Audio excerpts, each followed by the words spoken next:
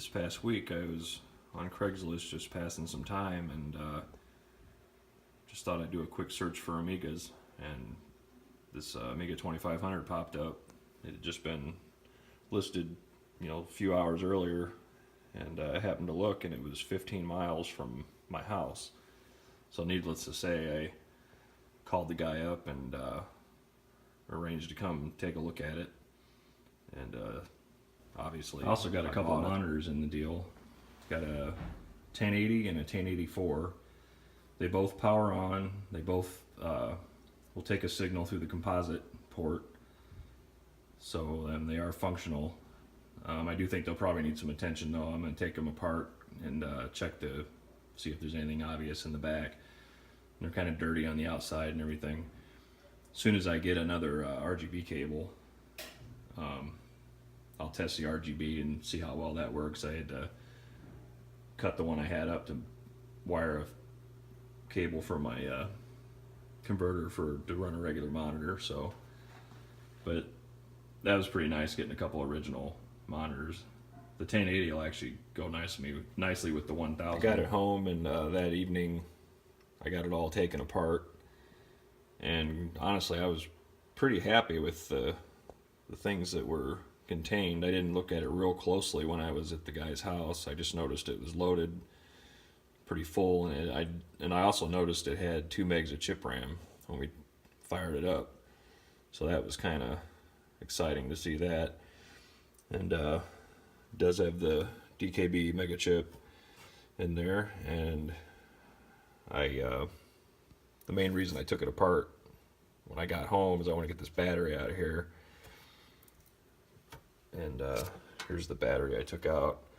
It really wasn't horrible, but it was leaking, and there was you could see like a haze on the board right around this area, so I doused it with some vinegar and fizzled it up, and fortunately there's no very minimal damage to the ground plane.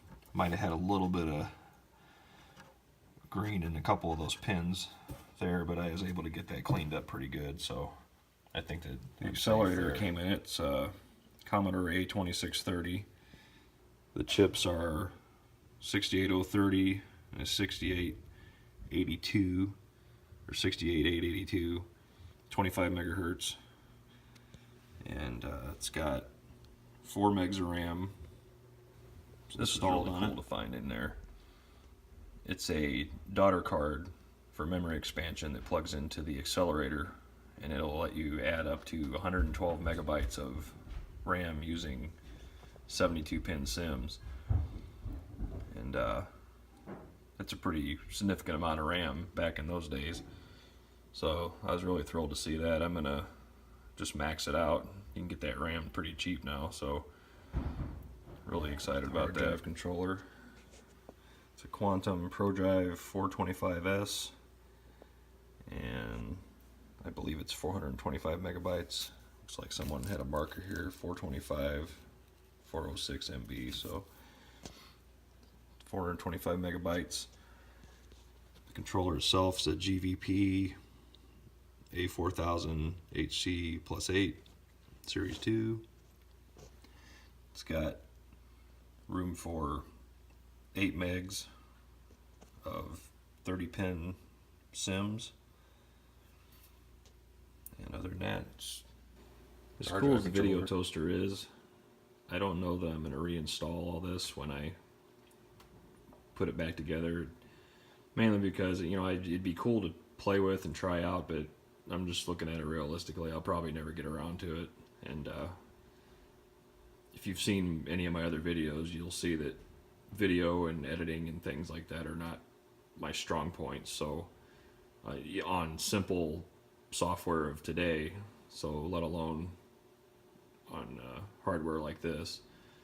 So I haven't quite decided whether I'm just going to keep it boxed up just so I have it, or maybe I'll see if I can't sell it and maybe kind of get some cash back in my coffee can, because I pretty much blew the whole thing when I bought this stuff. So I don't know. I'll just have to think about it. Just the power supply, and it's got a SCSI CD-ROM. I do have to say though, of all the CD-ROMs I've ever seen, this is probably one of the ugliest looking ones. Sorry CD-ROM, but you're not going to win any beauty contests. I had a Plex store in the one I had back in the day, and it probably wasn't the best looking thing either, but that just, boy. It also came with a box of just miscellaneous cables, and there's a gen lock and parallel cables. It's like a Commodore 64 monitor cable. Came with a bunch of mice, which is kind of nice. But if anything, I can try to resell a few of them and put it back in the coffee can, as well as an extra hard drive. Actually, these didn't come with the 2500, but I got those in another deal. But one works, one doesn't. I've been wanting to find one for the 1000 for a external drive to use as default 0, and I happen to find those pretty good deal. So that's another project. One thing that's kind of a bummer is that this one didn't come with the keyboard. Seems like Amigas and keyboards, it seems like anytime I can find one, they always are missing the keyboard. But this is the one I've been trying to use on the 1000, and I've got the adapter for the 5-pin DIN. I'm gonna see if it'll work on this one. The problem with the 1000 is when you have it plugged in and you try to turn the computer on from a cold boot with this, or something with this that is preventing the computer from booting until you unplug the keyboard. So I'm hoping on the 2000 it'll just work, because I don't really like pulling the keyboard out and plugging it in while the thing's turned on. Well, I tried the keyboard adapter out with the 2000, and it seems to work fine. It boots up and everything with the keyboard attached, so that's always nice to see. I did upgrade the ROM to 3.1. I had a 3.1 ROM I was going to put in the 1000 when I got the Kickstart switcher and all that stuff, but I don't have that yet, and I have it sitting around, so I figure no better place for it to go than in here. I did buy RAM to max out the with the RAM memory card already on the accelerator, which is 4 megs plus the 112.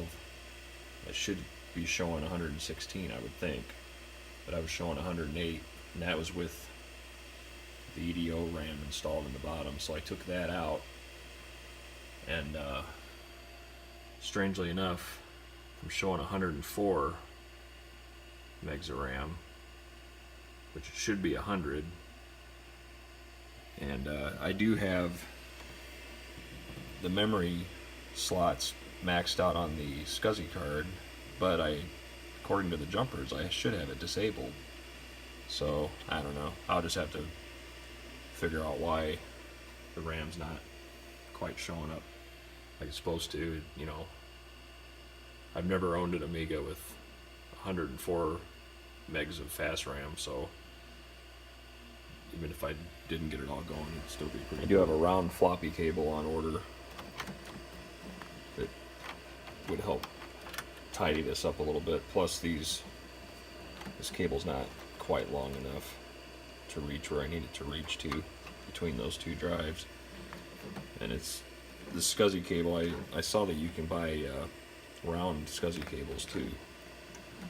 And so the ones I found were 5 position, and they were pretty long, but I think I can use the positions I need and then cut the rest of it off, and then that'll really tidy this mess up a little bit in here.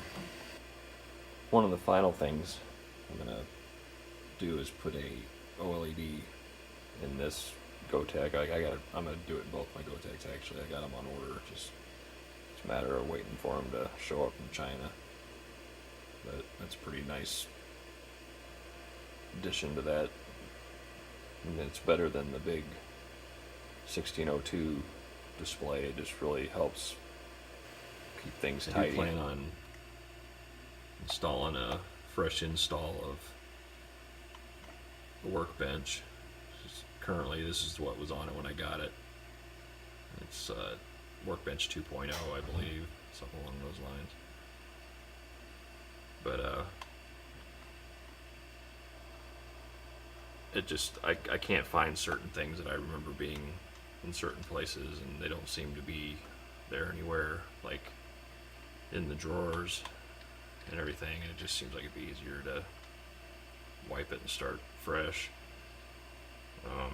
I just want to make sure I have any drivers or anything available to me before I do that, so I'm not stuck with not being able to get something going. So